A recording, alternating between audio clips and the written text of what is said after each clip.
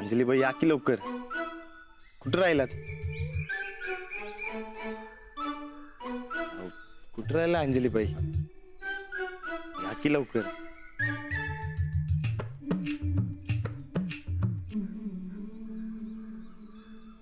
अहो चला. कवा धरणं वाट बघायला मी. किती उशीर. आणि मला म्हणताय वय त्रास देतोय म्हणून.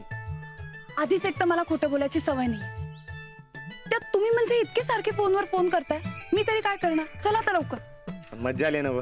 अजिबात नाही. मला तर कसं तरीच वाटत होतं. खोटं बोलणं चुकीचं असतं. तुम्हाला वाईट वाटलं काय? हो. मग जाऊ द्या, आपण पिक्चरला नको जायला. तुम्हाला वाईट वाटेल असं काय बी करायचं नाही मला. चला. अहो नाही नाही, तसं नाही.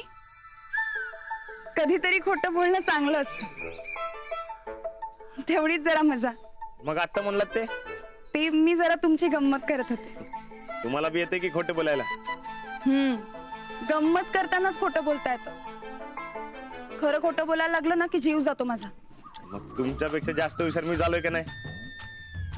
अहो तुम्हाला सांगू, अहो वहिनींना असं गंडवलं की नाही, त्यांना कळलंच नाही की मी कुठे निघालो होते. आणि वसांना असं बोलवचित दिलेत की नाही की विचारू नका. राणा, अरे हिरीतला गळ काढायचा होता ना तुला? तिकडच निघालोय.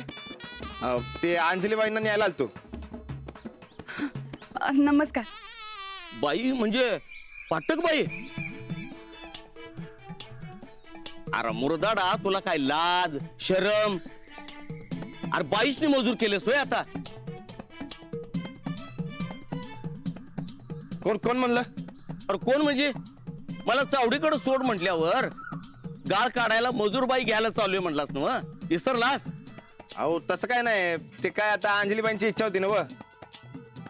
मग मी तरी काय करणार. बरं जाऊ काय? अजिबात नाही. बाईसने काम लावणार असेल तर अजिबात नाही. अहो असं कसं करेन बसतात मी. अंजलीबाईंनी कामाला लावीन वय. आता ते काय माहित आहे काय?